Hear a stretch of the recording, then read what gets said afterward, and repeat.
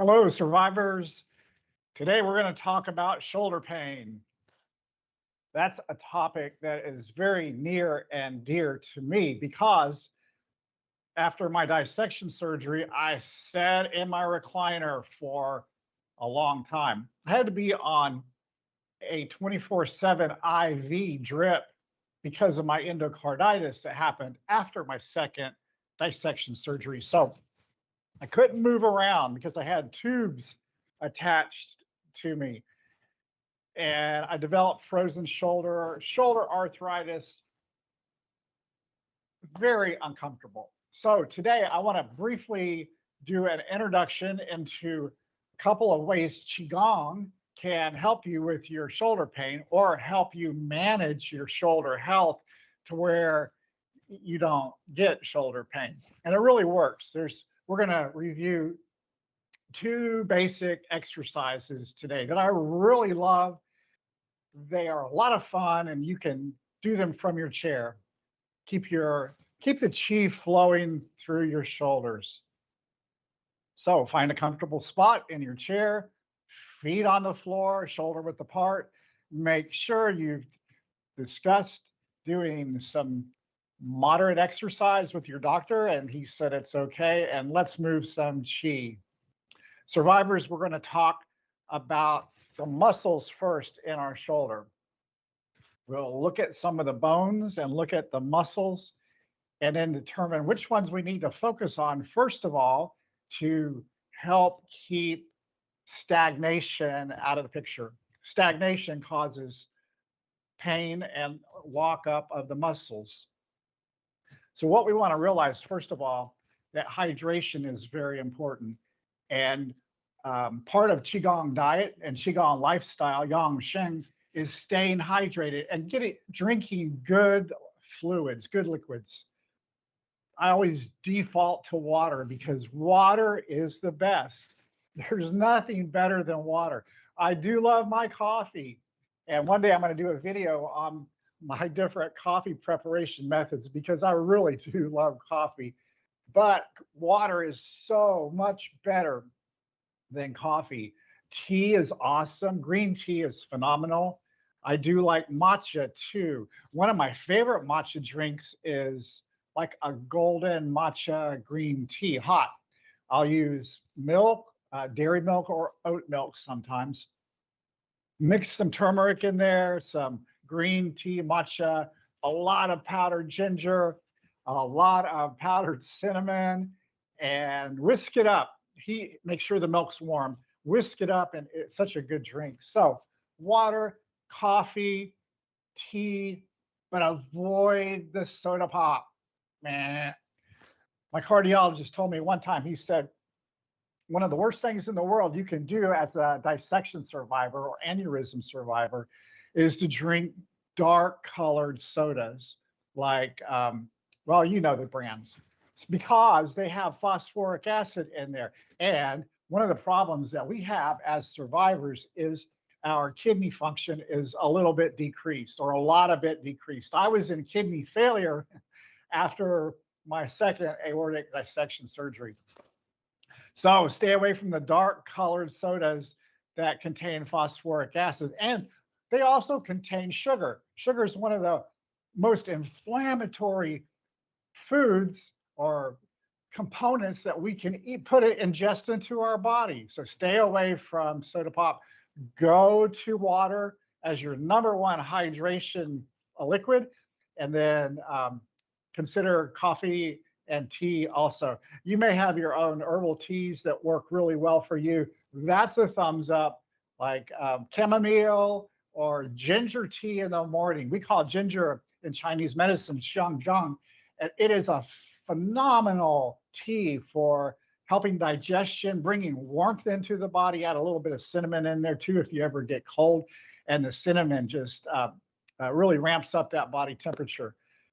It's winter time, so you want those drinks that will warm your body. Going back to the muscles, hydration is very important. Without hydrations, muscles are going to shrink up. And when they shrink up, that's the primary cause of your frozen shoulder or your shoulder arthritis. It's because your muscles are so tight and so tense that you can't move, and your joints start, your bones rub against each other, and the pain just gets worse. So hydration is very important.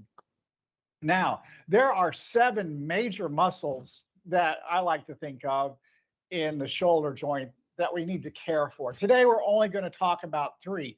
There's an internal layer of muscles around the rotator cuff that are comprised. There's 4 different muscles, 4 different basic muscles around the rotator cuff, but there are 3 muscles on the outside.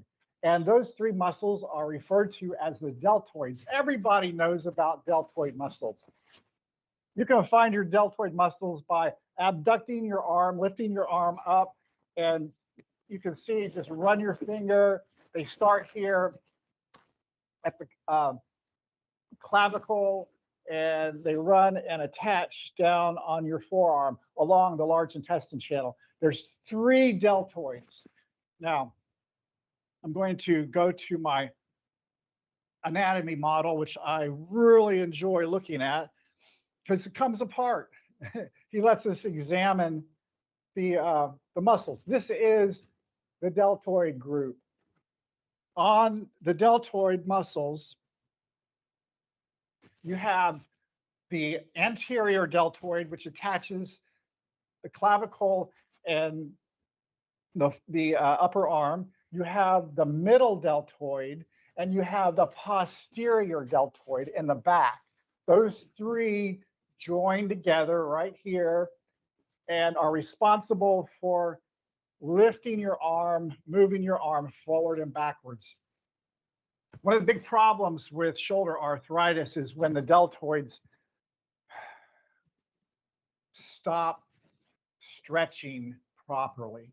So we haven't moved our arms. We've been sitting in our recliner. We've been reading our book. We don't lift our hands above our head, out in front, especially behind, heaven forbid.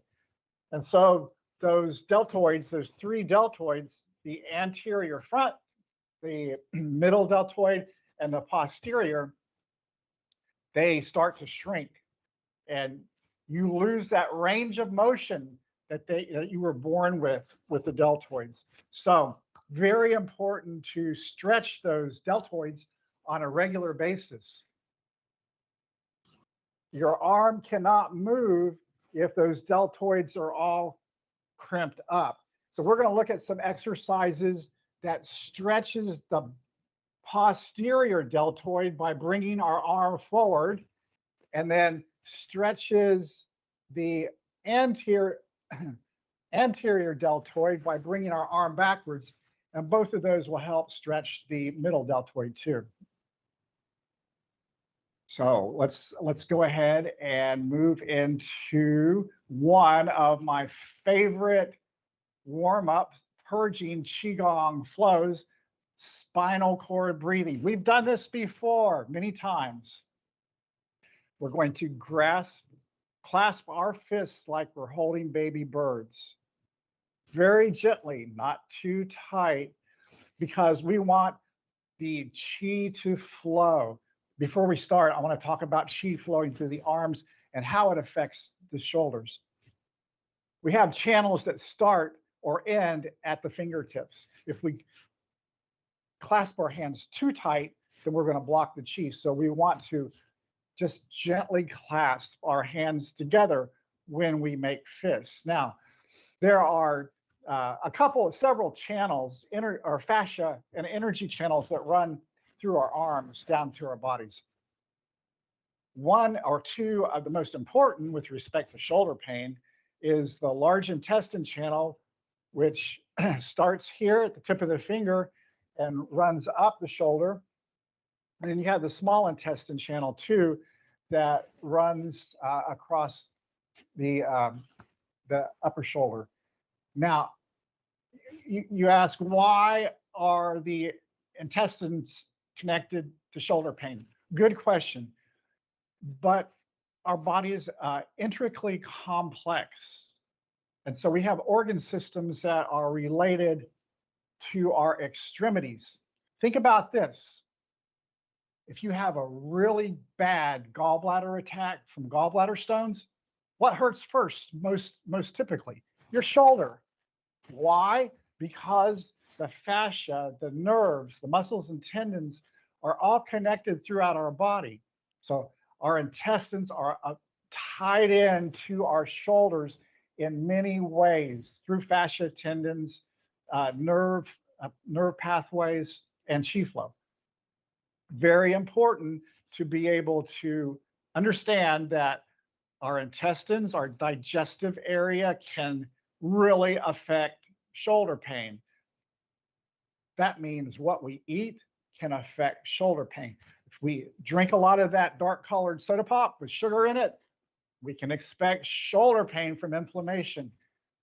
Eat foods high in omega-6s, inflammatory oils, processed foods, we can ultimately expect inflammation in our shoulders and shoulder pain.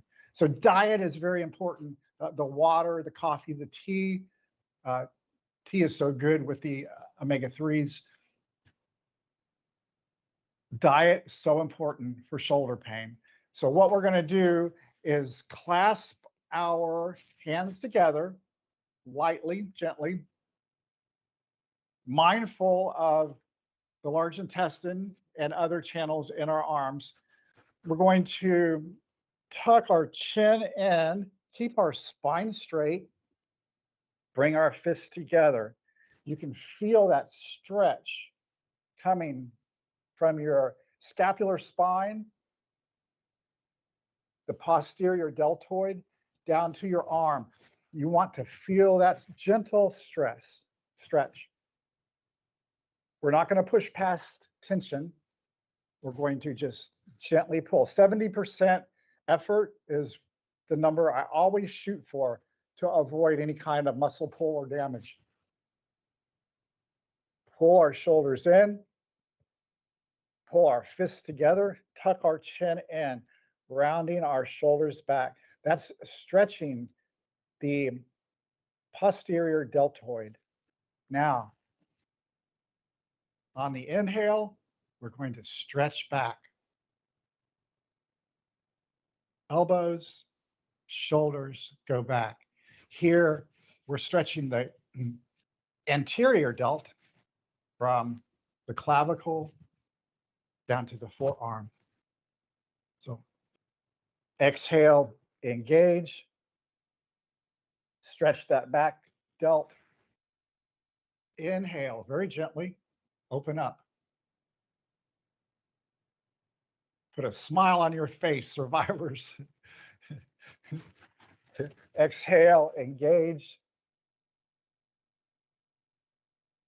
Inhale, stretch back. Just like our diet is so important for our shoulder pain, so is breathing.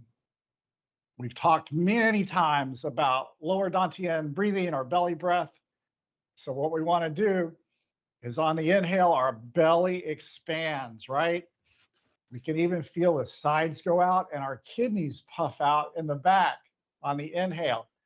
On the exhale, contract back towards the spine. Inhale, belly expands, goes out. Exhale, belly contracts.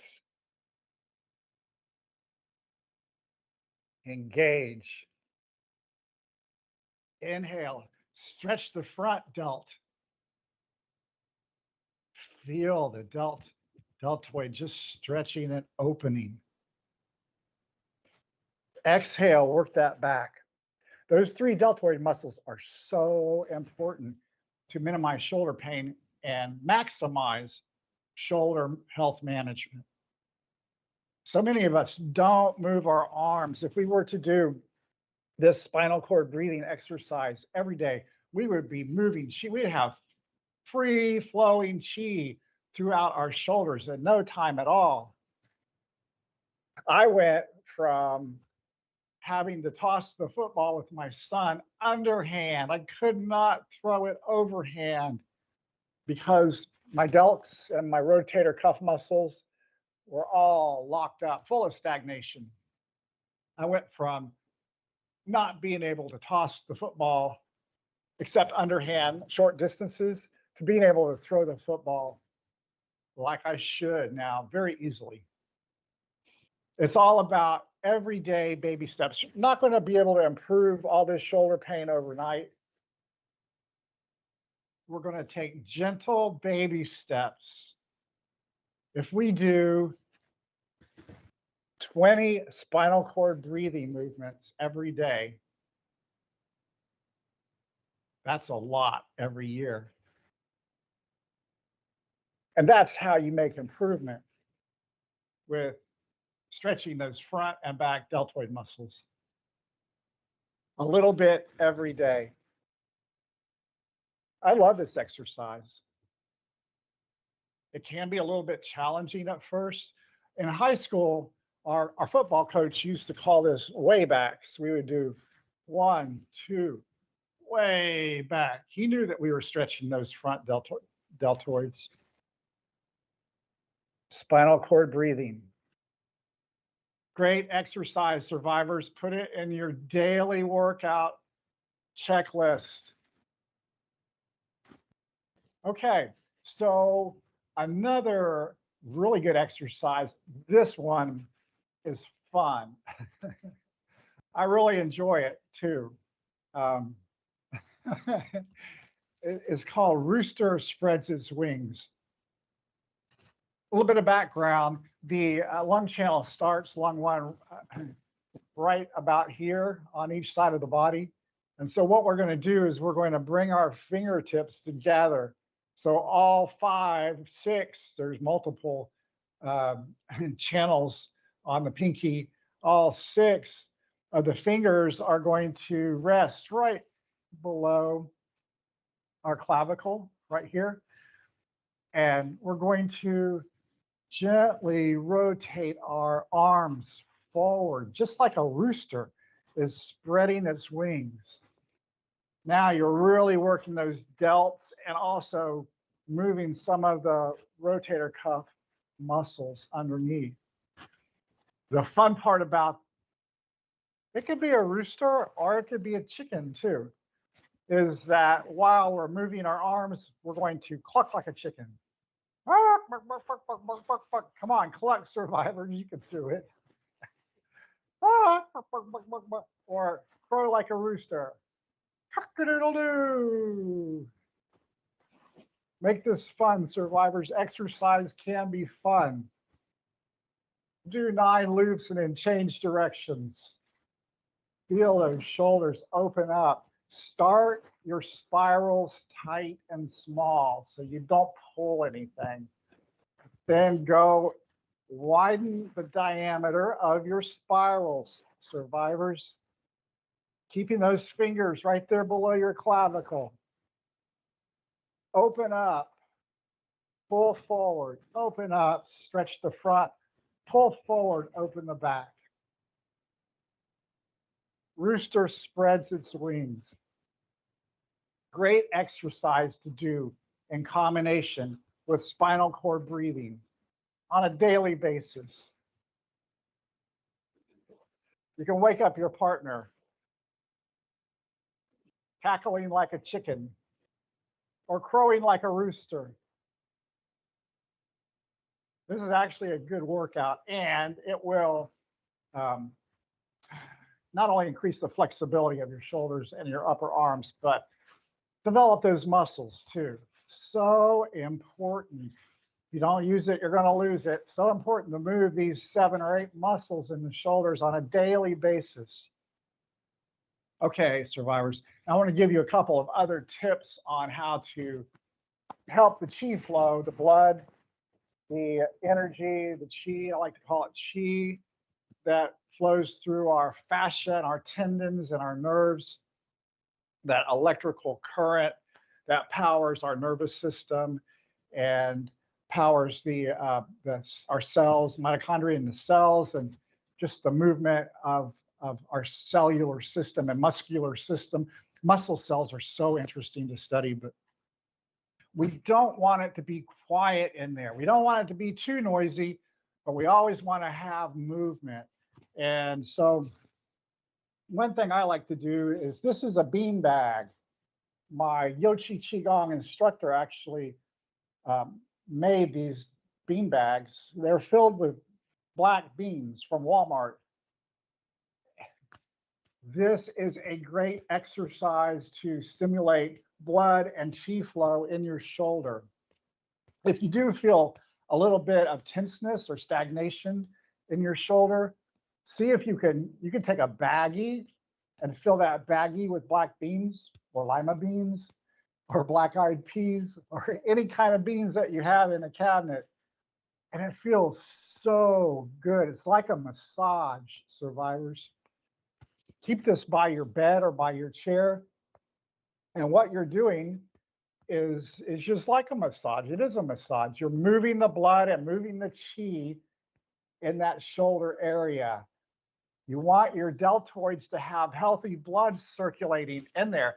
And if you've just been sitting and not moving your arms and shoulders for a long time, like most of us survivors do from time to time, then massaging your shoulders with a bean bag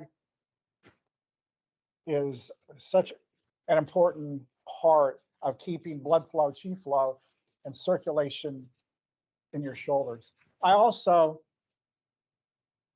like to do some vibratory therapy. This is a tuning fork. This is a medical tuning fork. When you hit it, the vibrations are really awesome. But I'll hit it and then put it where my clavicle and sternum join at the shoulder tip. You can feel the vibrations moving through the bones and moving through the muscles. And anytime you have movement in your joints and vibratory movement in your joints and your muscles, you are opening up those systems, the vascular system, to get fresh blood in there. So important. So you can massage your shoulders with your hands, use a bean bag, and do the spinal cord breathing, and rooster spreads its wings. So that's about it for today, survivors. Next week, we're going to talk about the 4 muscles that are underneath the deltoids. The rotator cuff muscles, they're important too. And we'll look at a couple of exercises that we can do to not only loosen up the outside of the shoulder, but loosen up the inside of the shoulder. Remember, we want to stretch that posterior delt by stretching our arm forward. We want to stretch the anterior front delt by stretching our arms backwards. And we want to stretch that middle delt by moving it forward and backward. Spinal cord breathing, rooster spreads its wings. 2 great Qigong flows to move chi in your shoulders and over time unlock any frozen shoulder you have, mitigate any shoulder arthritis that may be there, and give you teenage-like shoulders again. So a big shout out to Aortic Hope today for all they do, for Karen and Josh, and survivors. May you be blessed and filled with chi.